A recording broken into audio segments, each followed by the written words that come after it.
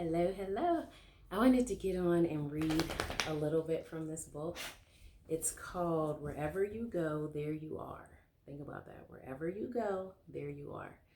Mindfulness Meditation in Everyday Life by John Kabat-Zinn. So the first reading is just 2 pages. It's not very long. It's called Simple But Not Easy.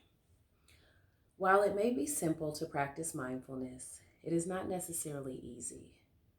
Mindfulness requires effort and discipline for the simple reason that the forces that work against our being mindful, namely our habitual unawareness and automaticity, are exceedingly tenacious.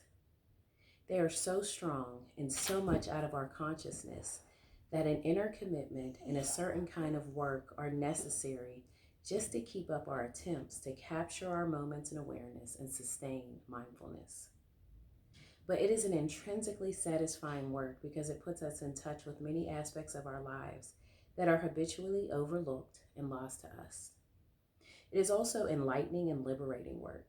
It is enlightening in that it literally allows us to see more clearly and therefore come to understand more deeply areas in our lives that we were out of touch with and unwilling to look at.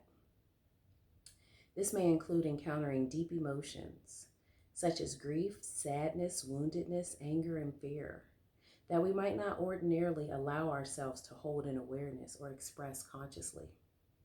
Mindfulness can also help us to appreciate feelings such as joy, peacefulness, and happiness, which often go by fleetingly and unacknowledged.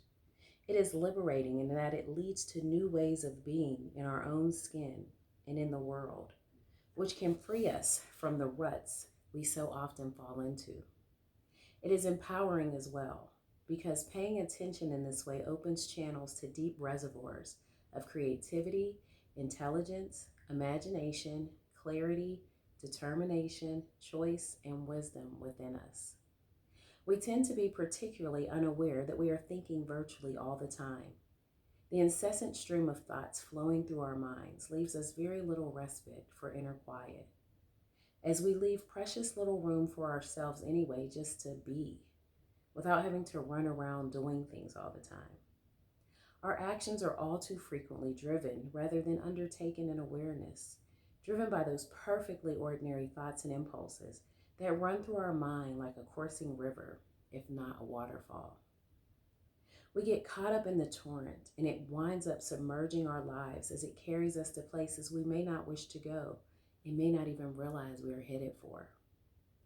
Meditation means learning how to get out of this current, sit by its bank, and listen to it, learn from it, and then use its energies to guide us rather than to tyrannize us. This process doesn't magically happen by itself. It takes energy. We call the effort to cultivate our ability to be in the present moment practice or meditation practice. So that one was called Simple But Not Easy from Wherever You Go, There You Are. Bye-bye.